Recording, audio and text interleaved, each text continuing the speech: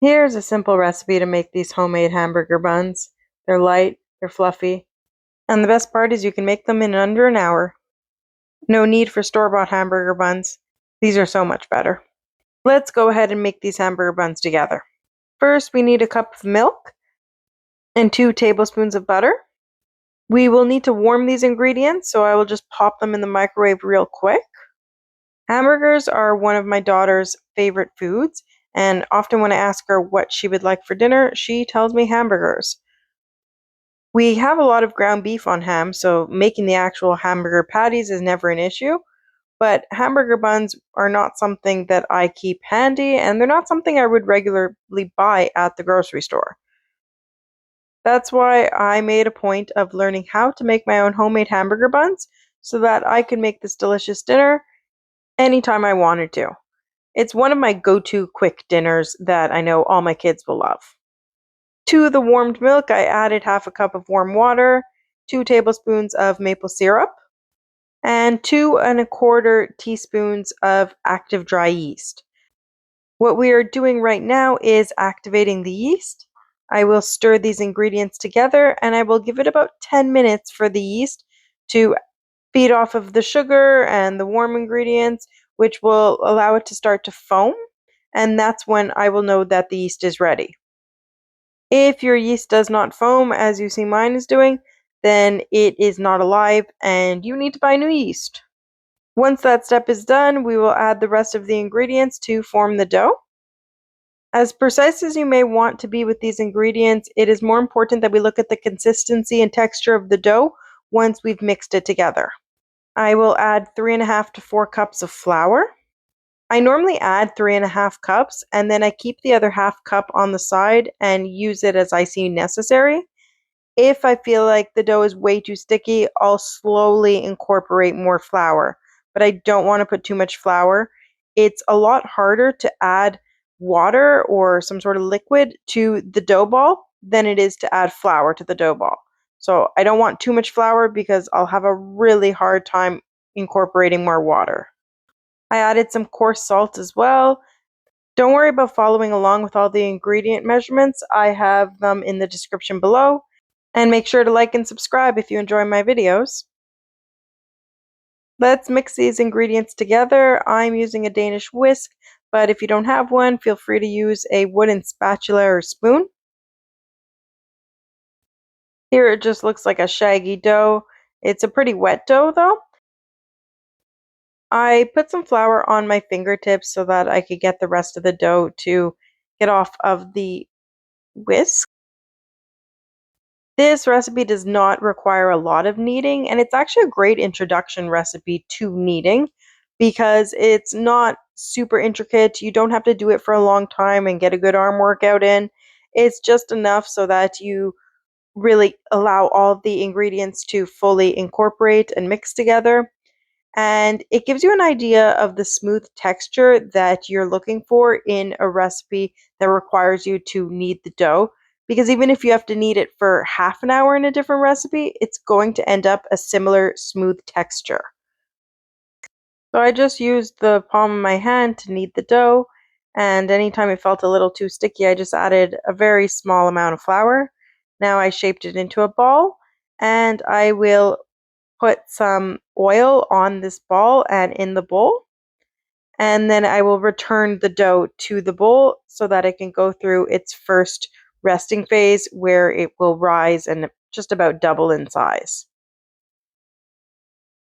The rise time will be slightly different depending on how warm your house is, but it shouldn't take too long at all. The yeast has already been activated and the ingredients are relatively warm themselves.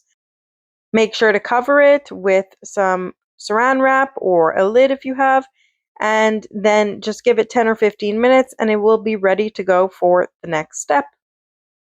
I personally like to leave my dough on the stove just because it's one of the warmer spots in my house. In the wintertime, to speed it up even more, I may put it in front of the fire.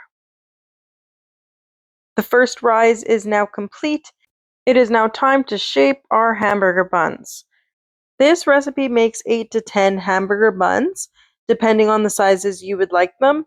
I tend to make them in varying sizes because my husband likes an extra large hamburger. I tend to like just an average size hamburger. And I have three younger kids who eat hamburgers because the baby won't be eating any hamburgers. And I tend to make three different sizes for my youngest ones. That's pretty much how I shape the burger patties too. I do a variety of sizes so I can give them how much food I think they're going to eat. That way, less of it goes to waste.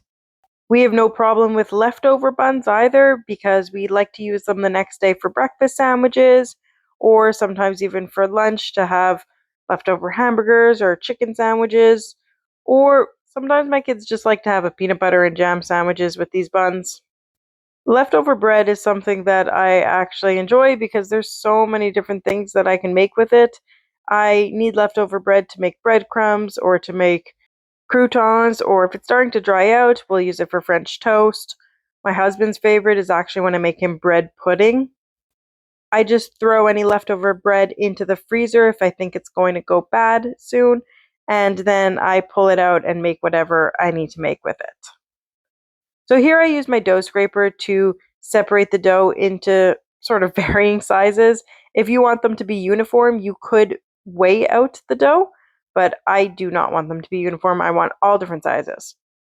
So I'm going to form a small ball where I bring the edges underneath, and then I'm going to try to tighten it by rolling it in my hand on the counter. This way it'll form a tighter ball, and then I'll just flatten it out into a hamburger-like shape, and I'll place it on a cookie tray with parchment paper.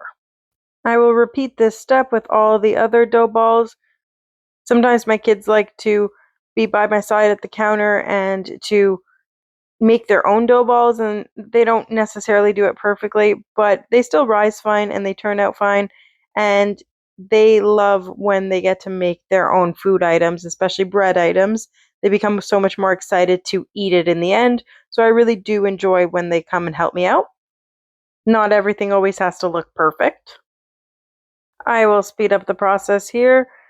It becomes quite a repetitive process, but it's honestly a very relaxing and sort of meditative process that I enjoy. My kids love having hamburgers, and one of their favorite things to put on their hamburgers is bread and butter pickles. I made a big batch of bread and butter pickles this summer with some cucumbers that we grew. I personally really enjoy putting cowboy candy on my hamburgers. If you've never tried it, it's a sweet pickled jalapeno recipe, a canning recipe, and it is honestly the most amazing condiment in my opinion. I love it, and we make a huge batch of it every summer or sometimes every other summer so that we can give it out to friends and family for Christmas or, for any occasion. And they are all so grateful for it. We grew about 70 jalapeno plants this summer so that we could provide for all our loved ones. Now that I'm done, I just put a cloth over it and I will let it rest for again another 10 minutes. The buns have now plumped up a bit and it's ready to have the egg wash put on it. So this is just an egg that I beat and I'm now brushing it on top of each one of the buns. It will give them that classic golden shine that we see on our hamburger buns. You don't want to let the hamburger buns rise too much or else they're going to become quite thick.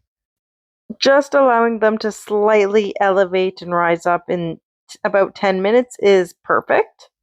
There are many different toppings that you can also put on top of the egg wash. I will put just something simple like sesame seeds today. My kids actually really enjoy picking off the individual sesame seeds and eating them. It's like an activity that they do while they eat their hamburgers. Anything that keeps them occupied and amused and engaged with their food so that they eat their dinner, I'm all right with. Other things I've put on top of these buns is sort of Italian seasoning, so some fresh parsley and oregano. I've also put cheese, so Parmesan cheese is another big hit. There are so many different combinations, and it just adds that extra bit of flavor that will enhance your hamburger experience. You don't have to add a topping though, you could just bake them as is. Once that's done, we're going to put them in the oven. My oven's set to 415 degrees and it will take about 15 to 18 minutes. You'll want to check on it to see how golden the tops are, and when they're nice and golden, then you can take them out. Here they are. I will let them cool, and then we will use them for our hamburgers for dinner. These buns were nice and soft, they were light, they were fluffy. They weren't too thick, they were what I would call the perfect width. Let's cut into one and see what it looks like inside. The reveal is always the best part. It's a classic hamburger bun, but made at home with love, from scratch, with ingredients that we're familiar with. No added preservatives, and it cost a fraction of the price than if you were to buy these at the grocery store. Here's my hamburger, and I enjoyed my dinner quite a bit. I almost forgot to film this. If you want more recipes like this, make sure to like and subscribe to my page. Thanks for watching, and enjoy.